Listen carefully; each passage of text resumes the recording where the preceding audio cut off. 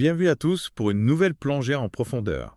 On s'attaque aujourd'hui à une force aérienne souvent méconnue, les forces aériennes algériennes. Ah oui, une force aérienne fascinante. On va fouiller dans des sources assez variées pour ça, hein. Wikipédia en français, en anglais, et même un wiki spécialisé sur l'aviation militaire. Un vrai travail d'investigation. On va essayer de brosser un tableau complet, des débuts jusqu'à aujourd'hui. Et ce qui est intéressant, c'est que leur histoire est liée à la lutte pour l'indépendance de l'Algérie. On pourrait croire que tout a commencé après 1962. Mais pas du tout. Leurs racines remontent bien avant. On a découvert que l'embryon de cette force aérienne, il prend forme dès 1957. En pleine guerre de libération. Incroyable. Et la coopération internationale a joué un rôle crucial. Imaginez, le premier pilote algérien, ils ont été formés en Égypte, en Irak, Ah oui, c'est vrai. en Chine et même en USS. Une vraie solidarité, une force qui naît dans la lutte pour la liberté. Exactement. Et puis il y a cette date clé, 16 février 1959. Un moment important. La première mention officielle des forces aériennes algériennes dans le journal El Moudjahid. C'est leur naissance officielle en tant que force distincte. Un symbole fort pour ceux qui luttaient pour l'indépendance. Mais de ces débuts, comment sont-elles devenues une force aérienne moderne? Eh bien, ça ne s'est pas fait du jour au lendemain. Il y a eu plusieurs phases de modernisation. Des phases. Chaque phase marquée par le contexte géopolitique de l'époque. Ok, alors on plonge dans ces phases. La première année, les années 60 et 70. Une période de construction. De tâtonnement peut-être énigme. On peut dire ça. L'accent est mis sur les équipements soviétiques MiG-15, MiG-17 Des MiG. et même des bombardiers Il-28. Des bombardiers 28, c'était déjà assez ancien à l'époque, non? Oui, mais il faut se rappeler que l'Algérie partait de zéro. Il fallait rattraper le retard. Affirmer sa présence. Exactement. Mais on remarque que l'aviation algérienne a peu participé au conflit de l'époque. La guerre des Sables avec le Maroc en 1963, la guerre des 6 jours en 1967. C'est vrai, on aurait pu s'attendre à un engagement plus important. Probablement un manque de pilotes qualifiés et des défis logistiques. Une stratégie peut-être, Oui, peut-être une volonté de consolider les forces avant de s'engager dans des conflits majeurs. une période d'apprentissage. Exactement. Et puis, fin des années 60, il y a une diversification. Ah bon. L'Algérie se tourne aussi vers l'Occident. Elle acquiert des Fouga Magister CM-170 d'Allemagne de l'Ouest Des fougues à magistère. et des hélicoptères Puma SA-330. C'est étonnant, ils s'équipent des deux côtés du rideau de Feuberry. Oui, une approche pragmatique. La recherche des meilleurs équipements, peu importe l'origine. Ne dépendent de personne. Exactement. Et c'est ce qui nous amène à la deuxième phase de modernisation, La deuxième phase, les choses sérieuses commencent là. on peut le dire. Cette phase, des années 80 au début des années 2000, marque un tournant vers l'Occident. Vers l'Occident.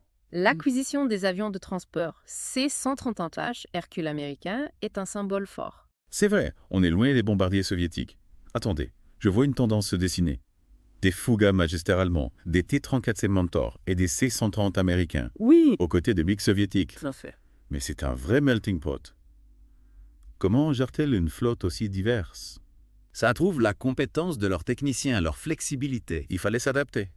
Et puis, il faut mentionner l'impact de la guerre civile algérienne. Ah oui, la guerre civile. Un conflit qui les a poussés à se concentrer sur les opérations antiterroristes, la sécurité intérieure. Des adaptations, de nouveaux équipements. Exactement. Une période difficile, des menaces internes et externes, Un baptême du feu, qui les a obligés à affiner leurs tactiques, à adapter leurs équipements. à devenir une force plus polyvalente, Et ça nous amène à la troisième phase de modernisation la plus récente. la plus transformative peut-être. La phase 3, la modernisation à grande échelle.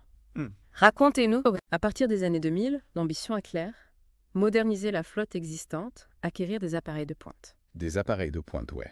Les Sukhoi Su-30 MKA, les avions d'entraînement Yak-130 de nouveau MiG-29.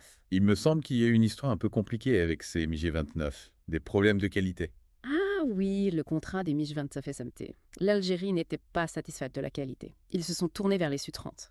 Des décisions difficiles pour défendre leurs intérêts. Et aujourd'hui, quelle est leur stratégie? Où vont-ils, non? Ces dernières années, on parle beaucoup de l'intérêt de l'Algérie pour les avions chinois. Encore une nouvelle diversification. Potentiellement. Tout ça nous amène à une question. On a parlé de modernisation, mais quelle est la puissance actuelle des forces aériennes algériennes? Combien de personnel Paris? Les sources varient un peu, entre 14 000 et 25 000 personnels. 25 000 là. Une force considérable. Et les bases aériennes? J'imagine des installations impressionnantes. L'Algérie a de nombreuses bases réparties stratégiquement sur son territoire. Des bases importantes. On parle souvent de la base d'Oum el-Bouaghi. El Bouaghi. Des avions de combat modernes, une volonté de présence aérienne forte sur tout le territoire. On a une bonne idée de leur histoire, de leur organisation. Mais quid de la production nationale? Se contentent-ils d'acheter à l'étranger? C'est là que ça devient intéressant. Ils ne se limitent plus à importer. Ils développent leur propre capacité de production, Vraiment, surtout dans le domaine des avions d'entraînement. de vrais constructeurs. Ils ont déjà produit des avions d'entraînement. Ouais. Le Ferna 142, basé sur le Zlin-Z 142 tchèque, Ferna 142. et le Safir 43, un autre avion d'entraînement. C'est intéressant, ils commencent par les avions d'entraînement. Oui, Visent-ils des projets plus ambitieux? la question se pose. Et il y a un élément encore plus intriguant. Les drones. Les drones, ouais. Ils développent leur propre série de drones Hamel. Incroyable. Une ambition claire pour plus d'indépendance technologique. Les drones, c'est stratégique, l'Algérie veut s'imposer. Tout à fait. Et ils ne s'arrêtent pas là. Ils ont un partenariat avec l'Italie pour la production d'hélicoptères. AW-111. AW-101. Des hélicoptères multirôles de pointe. C'est impressionnant. Avions d'entraînement, drones, hélicoptères sophistiqués, Oui, un portfolio impressionnant. tout à fait. Mais où tout cela les mène-t-il? Quelle est la trajectoire des forces aériennes algériennes? Vont-ils continuer à diversifier leurs fournisseurs? La production nationale va-t-elle prendre plus d'importance? Autant de questions cruciales. On va essayer d'y répondre. Mais avant de se projeter vers l'avenir, Oui, j'aimerais qu'on se penche sur l'état actuel de leur flotte. Oui. On a parlé de beaucoup d'appareils. oui. J'ai besoin de plus de détails. Avec plaisir, on va zoomer un peu sur les différents types d'appareils. Je suis prêt à plonger dans le vif du sujet. On va commencer par le cœur de toute force aérienne, les avions combat. Et là, l'Algérie a mis le paquet. Ah, ça y est, on rentre dans le dur. Parlez-nous de ces bijoux de technologie. Les stars, ce sont les Sukhoi Su-30 MKA. Les Su-30 MKA, les flankers, c'est ça. Qu'est-ce qui les rend si spéciaux? Ce sont des chasseurs multirôles de 4e génération, extrêmement polyvalents. Supériorité aérienne, attaque au sol, reconnaissance, ils peuvent tout faire.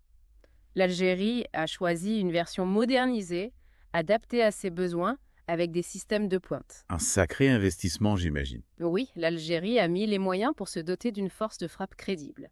Un signal fort envoyé à la région. Exactement. Et puis, il y a les MiG-29, plus légers mais toujours performants. Les MiG-29, un grand classique à Amos. Ils ont été modernisés, j'imagine. Bien sûr. Pour prolonger leur durée de vie, améliorer leur capacité. Ils restent redoutables en combat rapproché, parfaits pour la défense aérienne, Des valeurs sûres. on peut le dire. Et pour compléter le tableau des avions de combat, il faut mentionner les Su-24. Ah oui, les Su-24, les Fencers, connus pour leur robustesse et leur puissance de feu. Tout à fait. Les Su-24 algériens ont été modernisés, ils peuvent utiliser des armes de précision. Une vraie menace pour les cibles au sol. Impressionnant. Et pour la reconnaissance à haute altitude, ils ont des MiG-25. Les MiG-25, les Fox-Bar.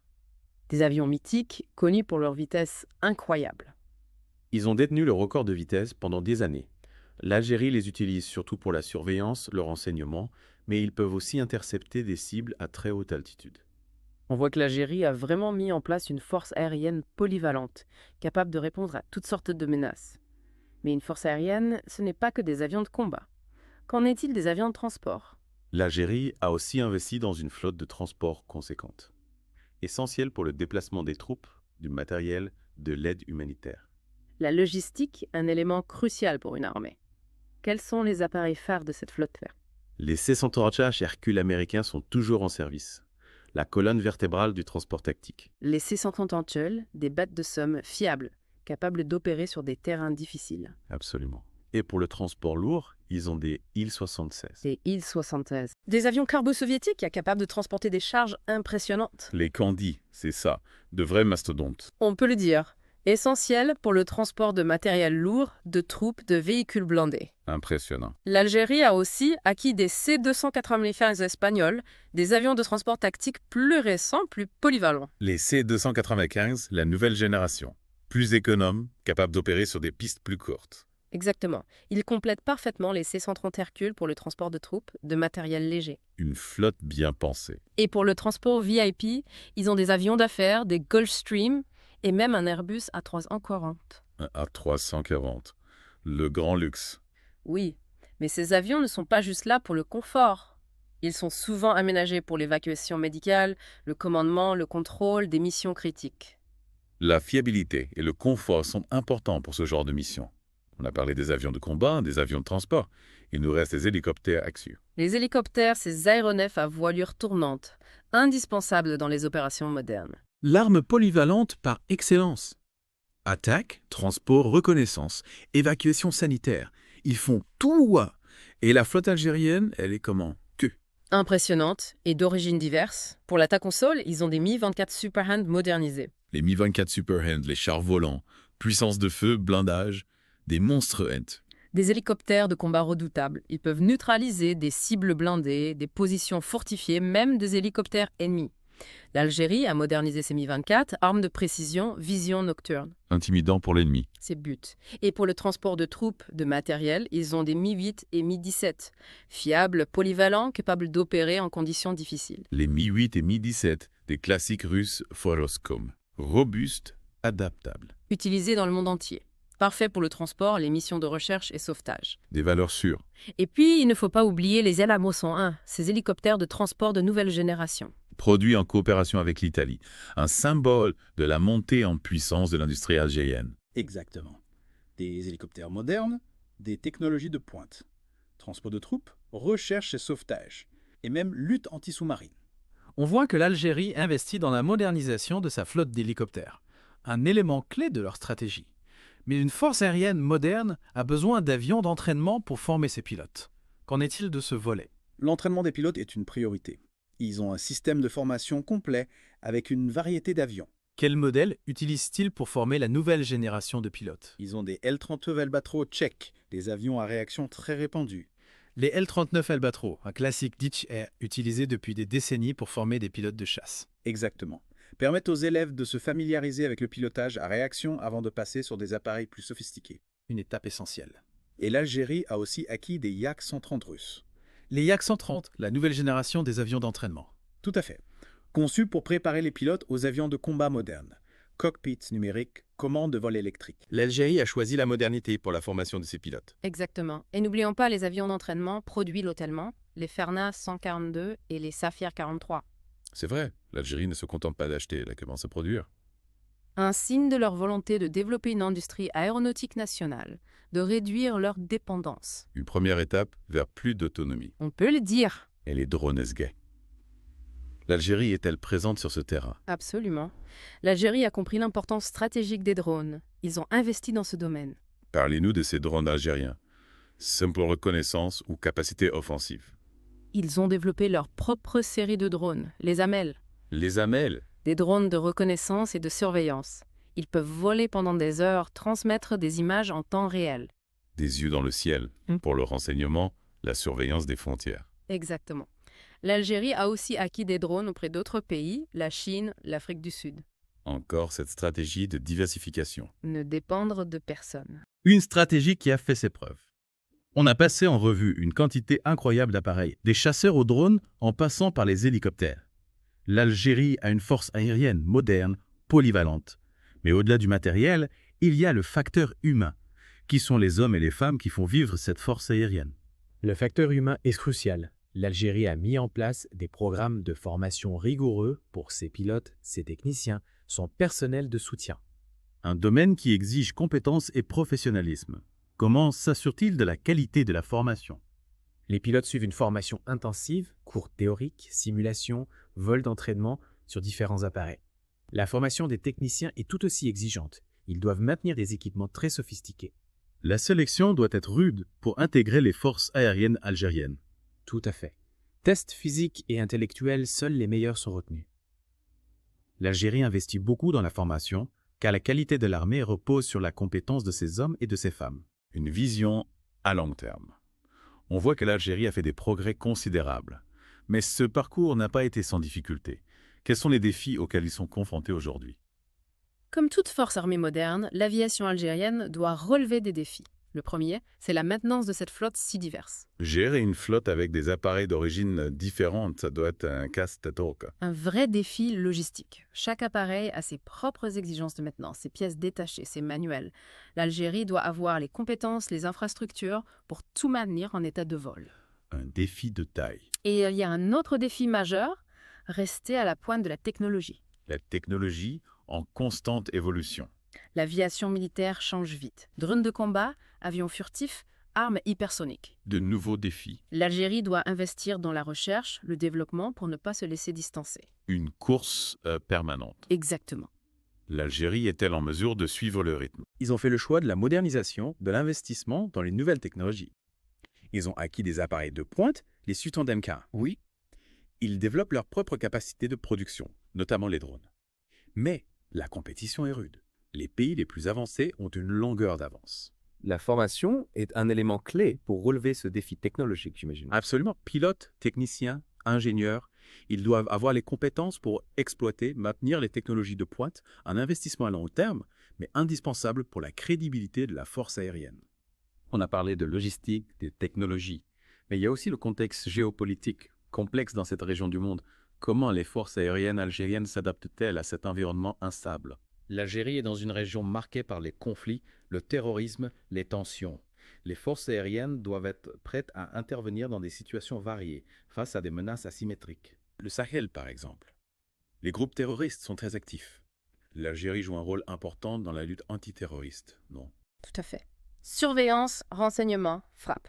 Ils coopèrent avec les pays de la région pour renforcer la sécurité des frontières. Une mission difficile, dangereuse. Comment se préparent-ils à ces défis Tinzré? Entraînement, coopération internationale, développement de nouvelles capacités.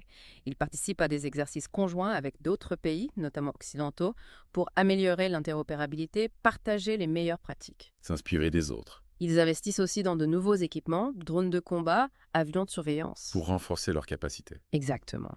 On voit que les forces aériennes algériennes sont en constante évolution, elles s'adaptent. Une force moderne, équipée, avec des personnels qualifiés, motivés. Mais l'Algérie est un pays en développement avec des contraintes budgétaires. Comment concilier modernisation et impératifs économiques? C'est un défi. La modernisation est coûteuse, il faut trouver un équilibre. Oui. L'Algérie a diversifié ses sources d'approvisionnement. Elle achète à différents pays pour obtenir les meilleurs prix. Elle développe aussi une industrie militaire nationale. Pour plus d'autonomie. Et pour soutenir l'économie nationale. D'une stratégie pragmatique. On arrive au terme de notre exploration des forces aériennes algériennes. J'avoue que je suis impressionné par les progrès de ce pays.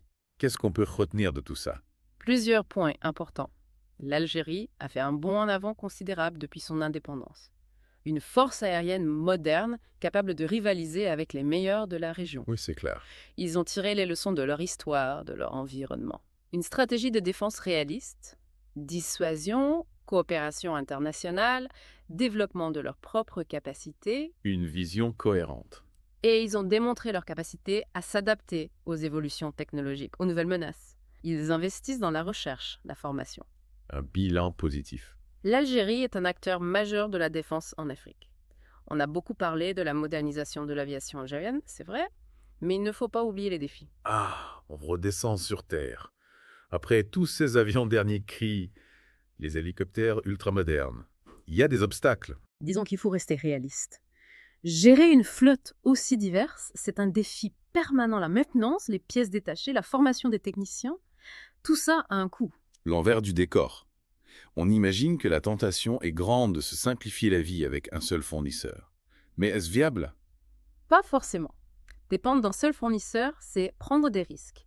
Géopolitiques, économiques, technologiques. L'Algérie l'a bien compris. Leur stratégie de diversification, même si elle est complexe, leur garantit une certaine autonomie.